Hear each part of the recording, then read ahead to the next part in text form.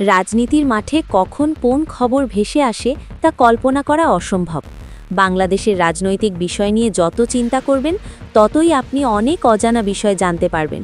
এখানে সবাই লেবাস পরে থাকে, যখন যার সময় হয় তখন তার লেবাসটা খসে পড়ে যায়।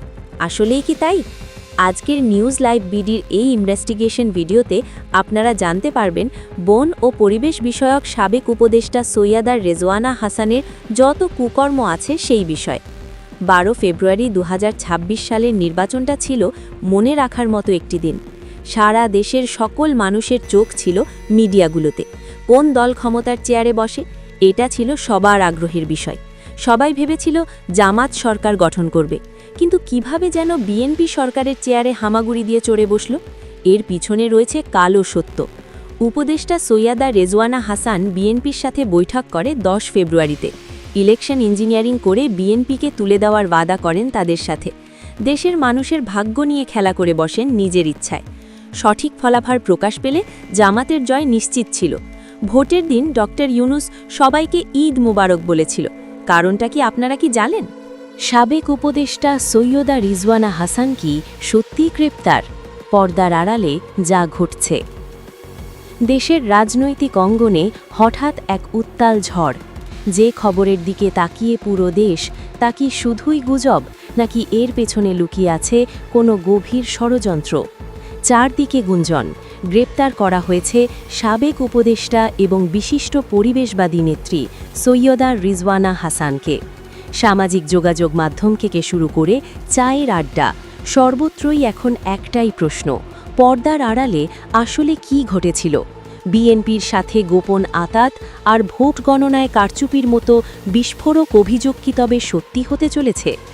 আজকের বিশেষ প্রতিবেদনে আমরা উন্মোচন করব এই রহস্যের প্রতিটি পরত। ঘটনার সূত্রপাত: গভীর রাতে যখন পুরো শহর ঘুমে আচ্ছন্ন, ঠিক তখন নাটকীয়ভাবে শুরু হয় এক শ্বাসরুদ্ধকর অভিযান। বিশ্বস্ত সূত্রে খবর আসে রাজধানীর একটি গোপন আস্তানা থেকে আটক করা হয়েছে সাবেক এই উপদেষ্টাকে। দীর্ঘদিনের ক্লিন ইমেজ বা পরিচ্ছন্ন ভাবমূর্তি নিয়ে প্রশ্ন উঠতে শুরু করেছে। অভিযোগের পাহাড় এতটাই বিশাল যে তা দেশের গণতান্ত্রিক কাঠামোর ভিত নাড়িয়ে দেওয়ার জন্য যথেষ্ট। গোয়েন্দা সংস্থাগুলোর দাবি, নির্বাচনের রাতে যখন সাধারণ মানুষ ফলাফলের অপেক্ষায় প্রহর গুনছিল, তখন পর্দার আড়ালে চলছিল এক ভিন্ন খেলা। তদন্তকারী কর্মকর্তাদের বরাত দিয়ে যে চাঞ্চল্যকর তথ্য সামনে আসছে তা রীতিমতো পিলে চমকানো। অভিযোগ উঠেছে সৈয়দা রিজওয়ানা হাসান নির্বাচনের সময় বিরোধী দল বিএনপির নীতি নির্ধারকদের সাথে একাধিকবার গোপন বৈঠকে মিলিত হয়েছিলেন। শুধু বৈঠকই নয়, ভোট গণনার ডিজিটাল সিস্টেমে কারচুপি করার জন্য তিনি বিশেষ কারিগরি সহায়তার পথ প্রশস্ত করে দিয়েছিলেন বলে দাবি করা হচ্ছে। দেশের নির্বাচন ব্যবস্থার স্বচ্ছতাকে বৃদ্ধাঙ্গুলি দেখিয়ে কিভাবে হাজার হাজার ভোটের ব্যবধান তৈরি করা হয়েছিল তার একটি নীল নকশা এখন গোয়েন্দাদের হাতে। এই খবর ছড়িয়ে পড়ার সাথে সাথেই রাজপথে নেমে এসেছে সংক্ষুব্ধ জনতা। একদিকে তার সমর্থকেরা একে রাজনৈতিক প্রতিহিংসা বলে দাবি করলেও অন্যদিকে সাধারণ ভোটারদের মনে দানা বেঁধেছে চরম ক্ষোভ। যদি একজন উপদেষ্টার মতো উচ্চপদস্থ ব্যক্তি এমন জালিয়াতির সাথে যুক্ত থাকেন, তবে সাধারণ মানুষের ভোটের অধিকার কোথায় গিয়ে দাঁড়াবে? সামাজিক যোগাযোগ মাধ্যমে বইছে নিন্দার ঝড়। টক শো থেকে শুরু করে নিউজ পোর্টাল, সবখানে এখন কাটাছেঁড়া চলছে তার অতীত কার্যক্রম এবং এই রহস্যময় গ্রেপ্তার নিয়ে। ঘটনা এখনও প্রবাহমান। তদন্ত শেষ না হওয়া পর্যন্ত নিশ্চিতভাবে বলা কঠিন যে এই অভিযোগের সত্যতা কতটুকু।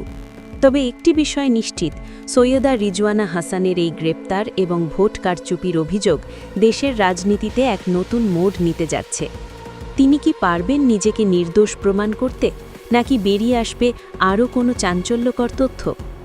আমরা নজর রাখছি প্রতিটি মুহূর্তের খবরের উপর। সত্য যত তিতেই হোক, তা মানুষের সামনে আসা প্রয়োজন।